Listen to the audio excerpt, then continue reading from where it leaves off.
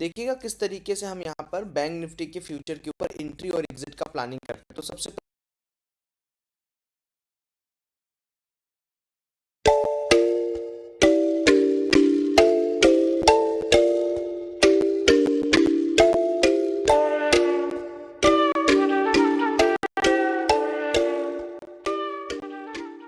Everyone, तो पिछली class में हमने आपको बैंक निफ्टी फ्यूचर के चार्ट के बारे में बताया था कि फ्यूचर के चार्ट के ऊपर हम लोग किस तरीके से अपनी एनालिसिस को यहाँ पर प्लॉट करते हैं। तो उसी का आज एक फंडामेंटल चीज हम यहाँ पर करने वाले हैं।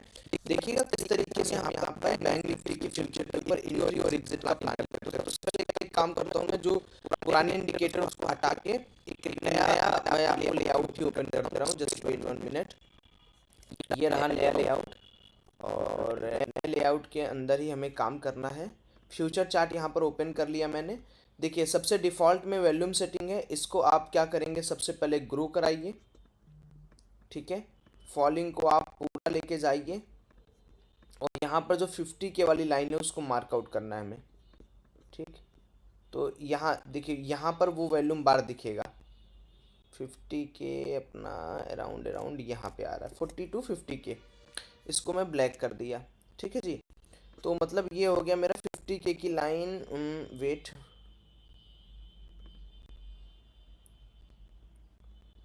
इसको मैं एबब लेके आऊँ पहले और यहाँ पर मैं 50 के की लाइन मार्क करता हूँ। ये मेरी 3 मिनट के टाइम फ्रेम पे काम करना है अपन को।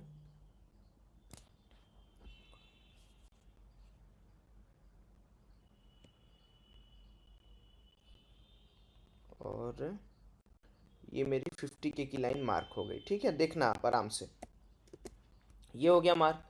अब मैं इसी पर्टिकुलर चीज़ को क्या कर दूंगा, move to existing pen below. ठीक है, ये 50 के की लाइन आपको दिख रही है। अब सेकंड काम हमें क्या करना था, इंडिकेटर में जाना और यहाँ पर पीवोट पॉइंट स्टैंडर्ड को लेके आना है। मैंने इसको क्या बोला था आपको कि जब आप पीवोट पॉइंट लाएंगे तो आप जो पीवोट की सेंट्रल लाइन है उसको ब्लैकआउट करेंगे, जो सपोर्ट की लाइन है उसको आप ग्रीन आउट करेंगे। ये ग्रीन हो गया, ये ग्रीन हो गया, ये ग्रीन हो गया, ये ग्रीन हो गया।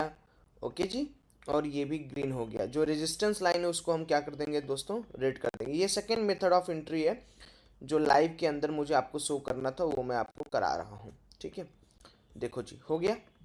अब आप एक चीज़ समझो, आपके पास मार्केट सबसे पहले क्या है कि पिवट पॉइंट के नीचे चल रहा है। जो मैंने आपको बताया था कि अगर मार्केट पिवट पॉइंट के नीचे चल रहा है तो मार्केट के अंदर कैसा प्रेशर रहेगा, सेलिंग प्रेशर रहेगा। थर्ड चीज हमें यहाँ पर इंटर करनी थी, वो थी रिलेटिव स्ट्रेंथ इंडेक्स, जिसको हम लोग आरएसआई बोलते हैं। इसको इंटर कर लीजिए। और आरएसआई की सेटिंग मैंने आपको बताई थी, जिनको नहीं याद होगा वो पुरानी वीडियो में देख लेंगे। विजिबल स्टाइल के अंदर जाना है यहाँ पर, और अपर बैंड को हमें 80 करना है और डाउन बैंड को हमें 20 करना है। मिडिल बैंड की हमें ज़रूरत नहीं है। Upper band 80, down band 20। अब देखिए दोस्तों, क्या यहाँ पर समस्या क्या है, देखो ध्यान से समझिएगा। हमने सब कुछ सेट कर लिया है, ठीक है। हमारा वैल्यूमेट्रिक बार भी सेट हो चुका है, हमारा आरएसआई बार भी सेट हो चुका है, हमारा सब कुछ सेट हो चुका है। अब हमें क्या देखना है, जैसा हमने आपको बताया था पहले भी, अभी भी मैं आपको वही चीज़ बता रहा हूँ।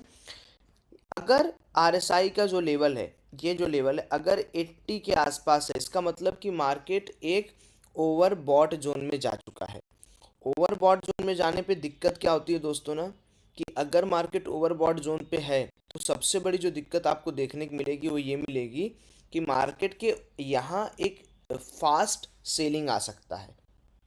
ठीक, सेकेंडली मैंने आपको क्या बताया था कि अगर मार्केट डाउन साइड में है 25, 30, 20 के आसपास है, तो यानी ओवर सोल्ड रीजन में, तो यहाँ से मार्केट के ऊपर एक बहुत बड़ा ऊपर साइड का प्रेशर आ सकता है, यानी मार्केट यहाँ से अब जा सकता है। अब देखो दो चीज़ें आपको समझनी पड़ेंगी, क्या कि भाई सौरभ यार ठीक है तुमने बता तो दिया, अब मार्केट के अंदर हम क्या करें, हम कैसे यहाँ पर काम करें। तो देखो एक चीज़ तो आपने ये चीज़ नोटिस की कि मार्केट पिवोट पॉइंट के नीचे है। इट मीन्स कि मार्केट के अंदर क्या डिप पर लोग बाई करेंगे, आप बताओ क्या डिप पर लोग बाई करेंगे, सवाल ही नहीं उत्पन्न होता है। क्या टॉप पर लोग सेल करेंगे, बिल्कुल वही, यही तो एग्जैक्ट फिगर मैं आपको बताना चाह रहा हूँ। This is the secret. आप समझो, आप लोगों को कैसे समझ में आएगा कि हमें कहाँ बाई कहाँ सेल करना है? देखो होता क्या है, अगर आपको लंबा पैसा कमाना है, ठीक है, तो लंबा पैसा कमाने के लिए आपको लंबी क्वांटिटी ऐड करनी होगी। तो लंबी क्वांटिटी आप तभी ऐड करोगे ना जब आपके पास एक पूरा का पूरा प्लान ऑफ एक्शन रहेगा कि मार्केट काम किस तरीके से कर रहा है। अब जैसे मैं यहाँ पर अगर देखूँ तो मुझे बार बार क्लियरिटी से ये समझ में आ रहा है कि भाई मार्केट के अंदर पिवट पॉइंट तो अभी 46,519 के आसपास है। यानी जब तक मार्केट 46,519 के ऊपर नहीं जाएगा तब तक जो डिप पर बाई करना आता था वो नहीं आएगा। तो हम कॉल साइड में लंबी पोजीशन नहीं बना सकते। क्या पुट में बना सकते हैं? बिल्कुल। पुट में कैसे बना सकते हैं? देखो अपना स्टॉप लॉस ये है, अगर आप फ्यूचर शॉर्ट कर दो या अगर आप क्वांटिटी ऐड ऑन करो तो आपका काम हो जाएगा। और जो स्कैल्पर हैं वो किस तरीके से प्लान आउट कर सकते हैं, जैसे यहाँ पर देखो पिवोट का सपोर्ट मिला, मार्केट ने बाउंस मारा। सेकेंड, पिवोट के एरिया के पास आया, मार्केट बाउंस मारा। थर्ड बार मार्केट आता है और यहाँ पर अगर सपोर्ट कैंडल दिखाता है, देखो यहाँ पर आप देख रहे हो दो कॉन्सिक्यूटिव कैंडल बने 50K के ऊपर।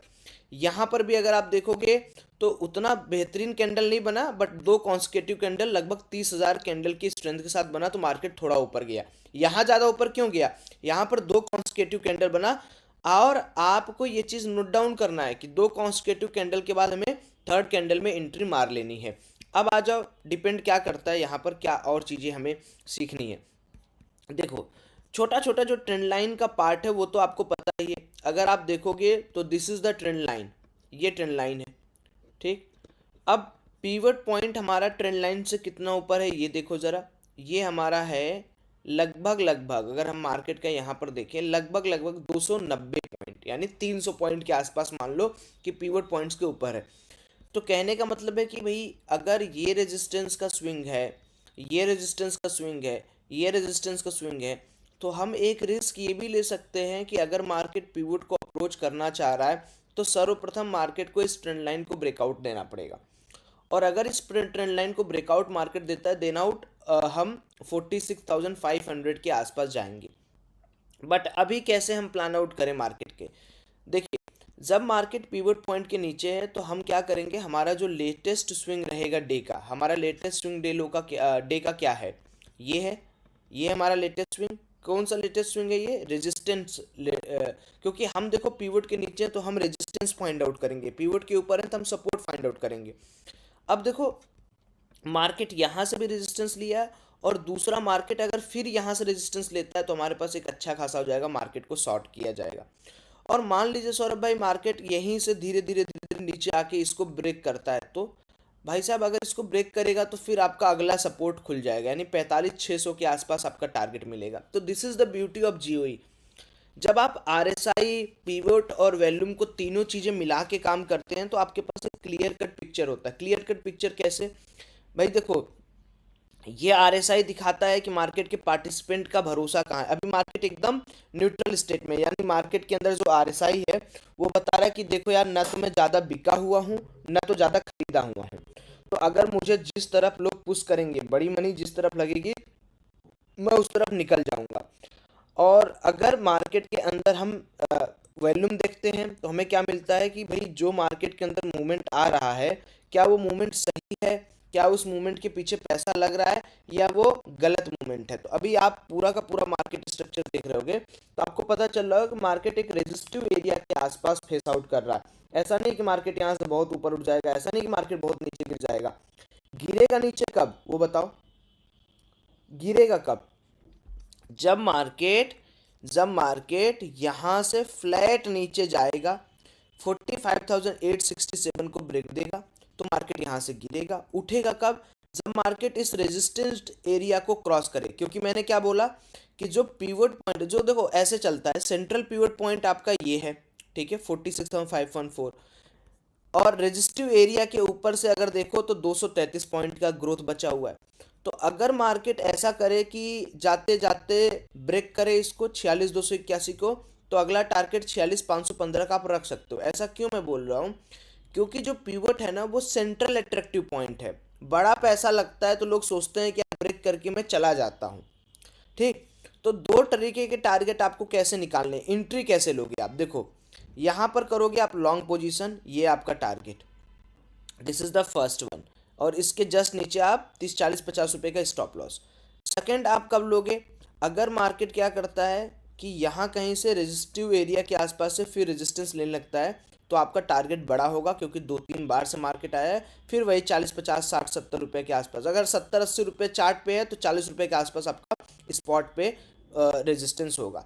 और बड़ा टारगेट आपको कब मिलेगा, जब मार्केट इसको ब्रेक करेगा तो आपको सीधे 300 पॉइंट का दरवाजा जो है वो खुल जाएगा। तो 3 टाइप ऑफ एंट्री के मेथड आपको मैंने यहाँ पर बताए। एक तो मार्केट रेजिस्टिव एरिया तोड़े। अब देखो, कोई रेजिस्टिव एरिया तोड़ेगा, सबसे पहले क्या चेकआउट करोगे, कम से कम 2 वॉल्यूम बार बने हो अब 50 के।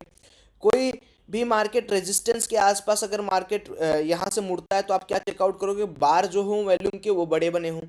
और अगर यहाँ पर जो सपोर्ट है दैट इज आपका 45,882, सपोज करो मार्केट इसको तोड़ने की कोशिश कर रहा है, तो आपको यहाँ पर क्या चेकआउट करना है दोस्तों, यहाँ पर आपको चेकआउट करना है कि क्या जो यहाँ पर ब्रेकडाउन दे रहा है मार्केट, उसके अंदर वैल्यूमेट्रिक पावर है, क्या वैल्यूम है उनके अंदर या नहीं है। तो इस हिसाब से आपकी सेकेंड एंट्री क्लियर होगी। मैंने लाइव में इसलिए दिखा दिया, कई सारे लोगों को भी उसमें प्रॉब्लम था कि सौरभ भाई ऐसा है कि लाइव में हमको समझ नहीं आया, या किस तरीके से इंट्री एग्जिट ले वो समझ नहीं आया।